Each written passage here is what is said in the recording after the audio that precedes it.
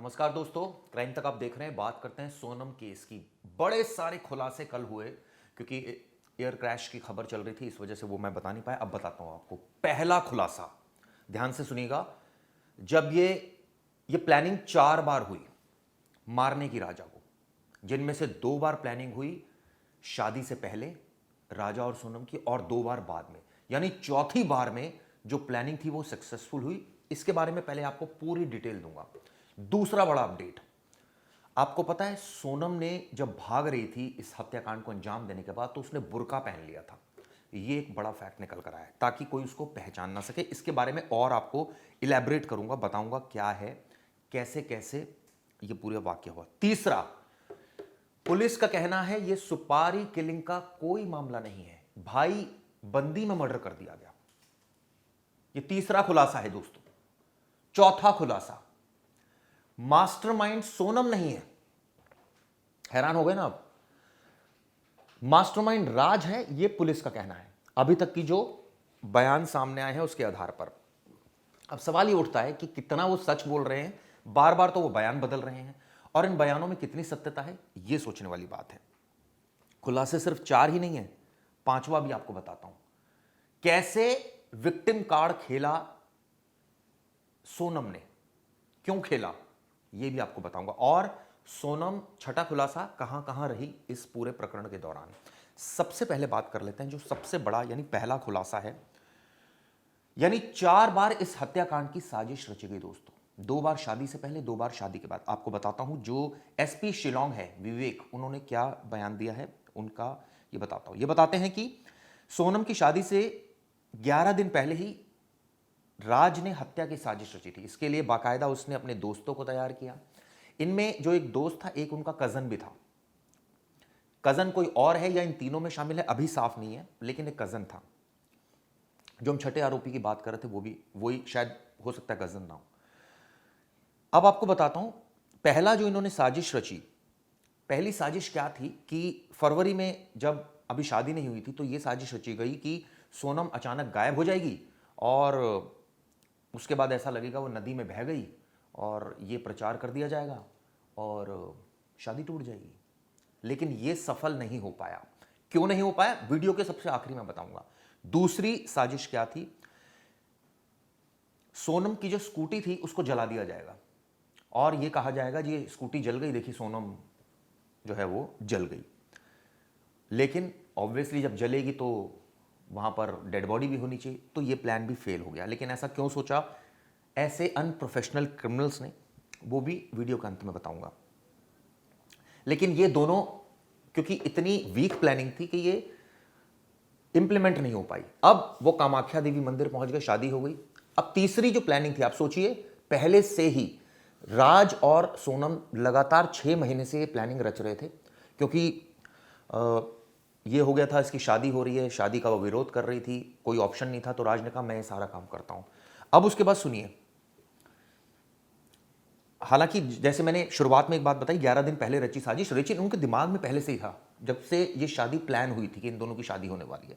अब सुनिए, कामाख्या मंदिर गए, तीनों आरोपी भी 19 मई को वहां पहुंच गए थे, गुवाहाटी। आप सोचिए, फॉलो कर रहे थे लगातार, उनको लगातार फॉलो कर रहे थे। उसी समय राज ने उनको सेट कर लिया था, वो तैयार हो गए थे, वो कामाख्या मंदिर पहुंचे। लेकिन और प्लान था गुवाहाटी में राजा को मारने का, लेकिन वो भी संभव नहीं हो पाया, ये प्लान फेल हो गया। अब आखिरी प्लान बचा था, चूंकि पहले से ही दिमाग में था कि भैया अब यहां से जाना है शिलोंग, तो अब कोई ऑप्शन नहीं था।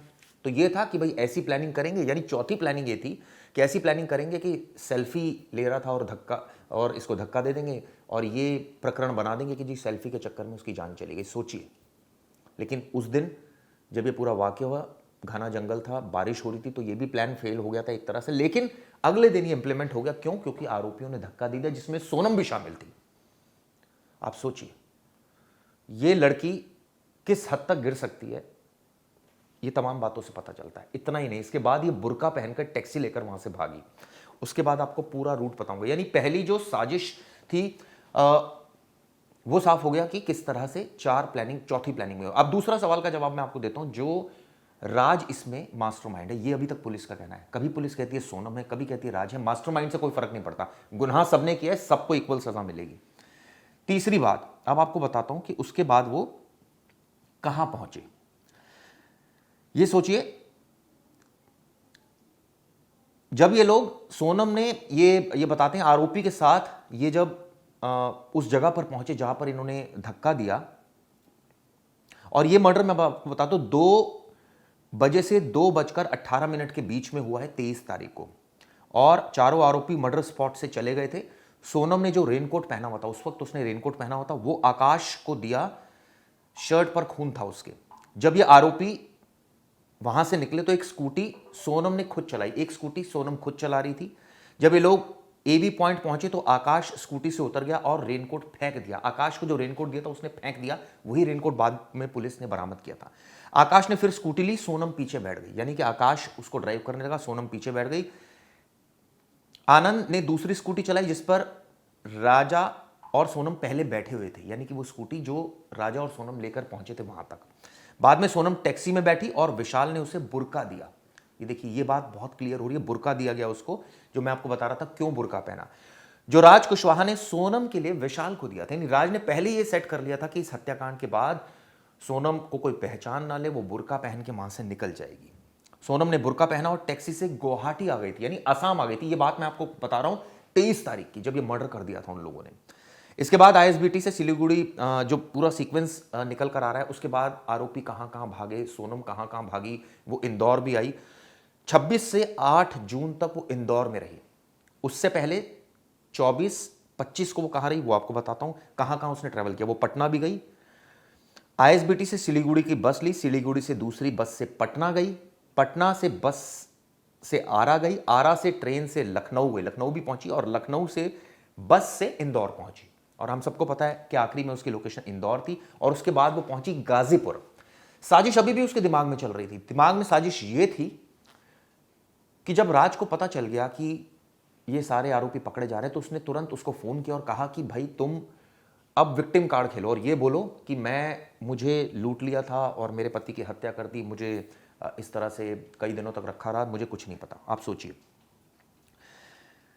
8 जून को जब सोनम इंदौर में जाने वाली थी तो 2 पुलिस टीम ने मध्य प्रदेश और यूपी में किसी तरह राज को पता लग गया था कि यूपी से किसी एक साथी को उठा लिया, यानी राज को इसकी जानकारी मिल गई थी, तभी उसने फोन किया और ये सारी उसने साजिश रची। ये बताते हैं इस पूरे हत्याकांड में 59,000 रुपए खर्च हुए हैं। ये पैसे किस राज ने दिए, कहां से आए, इसकी जांच हो रही है। और आपको बताता हूं, जितेंद्र के बारे में एक जानकारी आ रही थी, शिलोंग पुलिस के पास उसकी कोई जानकारी नहीं, भी 8 दिन का रिमांड है। और आपको यह भी बात बता दूं, परिवार के प्रेशर में सोनम ने शादी की, पुलिस बताती है। सोनम के परिवार को पता था कि राज और सोनम का ये पता नहीं था, अभी ये एक साफ नहीं हुआ है कि उनको पता था या नहीं पता था, ये अब पुलिस ने क्लियर किया है। आप सोचिए 2 जून को जब राजा की लाश मिली, एक और महत्वपूर्ण फैक्ट बताता हूं, जब लाश मिली थी उस वक्त वो इंदौर में थी सोनम, और एक फ्लैट में थी। इस फ्लैट की कहानी मैं आपको पहली वीडियो में बता चुका हूं। अब पुलिस का कहना है कि जल्दी वो चार्जशीट फाइल करेगी, यानी कि ये जो पूरी आपको प्लानिंग थी, ये देखिए कितनी शातिर तरीके से थी। और आखिरी में सोनम का प्लान क्या था वो भी बताता हूं। सोनम का कहना था कि मुझे किसी ने किडनैप कर लिया है और तब तक बॉडी डिकम्पोज हो जाएगी, कोई उसको पहचान नहीं पाएगा, वो विक्टिम कार्ड खेलेगी और कोई सबूत हाथ नहीं लगेंगे, और ऐसा वो बचने के लिए कर रही थी।